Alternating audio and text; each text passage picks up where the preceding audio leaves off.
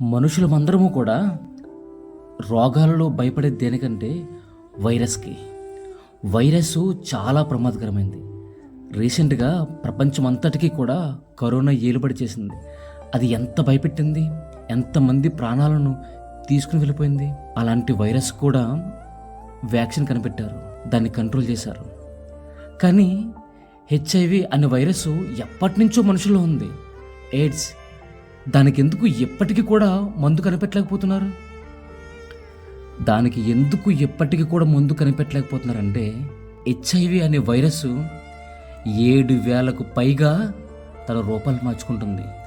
ఏ రూపంలో ఉందో అది తెలియట్లేదు. అన్ని రూపాలలో ఒక రూపంలో నుంచి ఇంకొక రూపంలోనికి అది మారిపోతూ శరీరం మీద ఏలుబడి చేస్తుంది. అది రూపం మార్చుకోవడానికి రివర్స్ ట్రాన్స్క్రిప్టేస్ అనే ఎంజైము దానికి ఉపయోగపడుతూ ఉంది. 7,000కు పైగా రూపాలు మార్చుకుంటుంది. ఎలా కంట్రోల్ చేయాలి దాన్ని? అన్ని రూపాలు ఎక్కడి నుంచి వచ్చినాయి? ఒక్కటే వైరస్. అలాగే పాపం ఏదో ఒక్క రూపంలో నీ మీద ఏలుబడి చేస్తుంది. అది ఒకే రూపంలో నీలోనికి ఎంటర్ అయింది. కానీ నీలోనికి వచ్చిన తర్వాత నీ శరీరంలో అనేకమైన విధాలుగా అది వెదజల్లుతుంది. నీ ఆత్మ వదిలట్లేదు. ఆ హెచ్ఐవి వైరస్ ఎప్పటి వరకు ఉంటుందంటే చచ్చిపోయేంత వరకు ఉంటుంది. అలాగా ఈ ఆత్మని చంపేంత వరకు నీ శరీరంలో అది ఏలుబడి చేస్తూనే ఉంటుంది, ఒకే రూపంలో వచ్చి.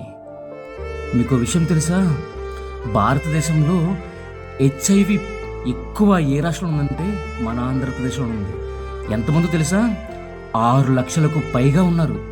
దానికైతే మందు లేదు. కానీ ఒక గుడ్ న్యూస్ ఏంటంటే మనలో ఏలుబడి చేస్తున్న పాపానికి మాత్రం మందుంది. ఏంటంటే విశ్వాసం.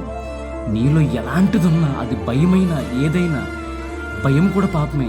ఒక నీలో ఏలుబడి చేస్తే కనుక విశ్వాసము అనే దానికి మందుంది. అదొక యాంటీవైరస్, అది మందు. అది నిన్ను, నీ ఆత్మను, నీ ఎముకలను, నీ శరీరాన్ని సంపూర్ణంగా బలపరుస్తుంది. నిన్ను సంపూర్ణం చేస్తుంది, సంపూర్ణమైన ఆరోగ్యాన్ని కలగజేస్తుంది.